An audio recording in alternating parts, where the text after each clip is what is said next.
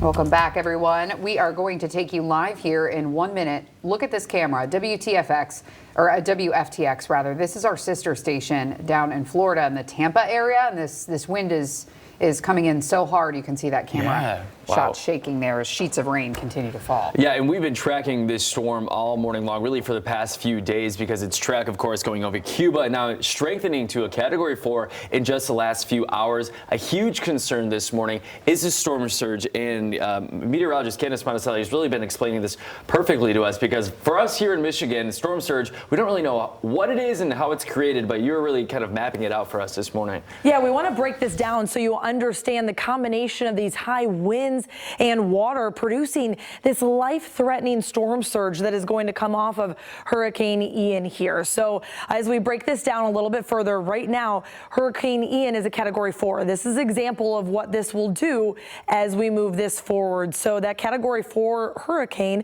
comes with 140-mile-per-hour wind speed. So as we move this forward, going from a Category 1, 2, 3, and 4, you can see what kind of damage this does, starting with that Category 1 at 95-mile-per-hour winds. And as we continue to move this along, that water is going to continue to push towards the shore. And it's that movement of the wind pushing that water onto the shore that is the storm surge.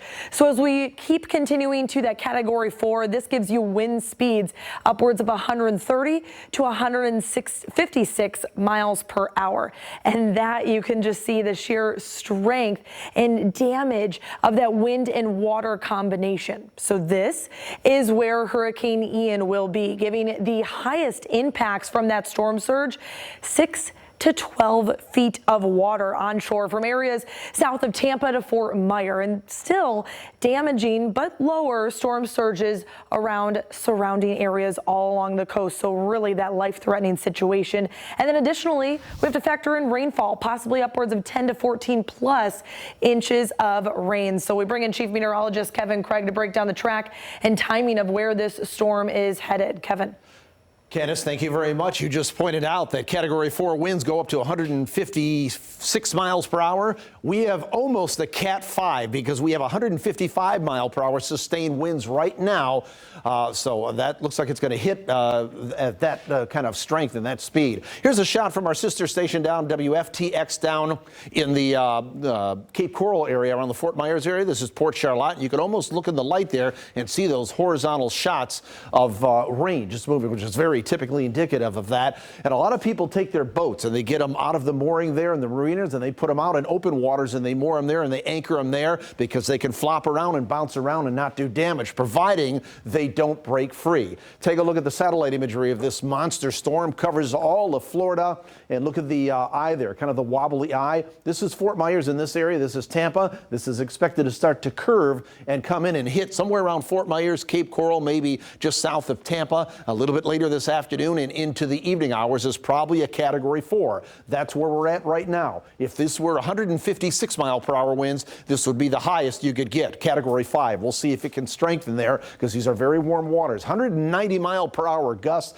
So this is going to do some catastrophic damage, and not the least of which is going to be what Candace just explained, that push of water, that storm surge of about 8 to 12 feet in these areas. It will eventually move inland and weaken because it'll lose its water source down to a Category 1 and then maybe a tropical storm. It'll emerge out into the Atlantic and then make another landfall in southwestern portions of South Carolina as we get into later on Friday and then into Saturday, and then it'll become extratropical from there. So that is the track of it as of right now from the National Hurricane Center. We could take our future track model that I show you every day on this morning show and move it down here and show you the wind field, and I've got the hurricane icon laid in there. It goes across Florida and then it will emerge out into the Atlantic, maybe pick up a little bit of steam and then start to curve and make a double landfall as we go back into portions of South Carolina. The rain won't get here, but you could see some of the residual cirrus clouds, those high, thin cirrus clouds on the northwest periphery of this system may be getting into our area, and that's all it would see. The last thing I'll show you, Candace talked about the storm surge,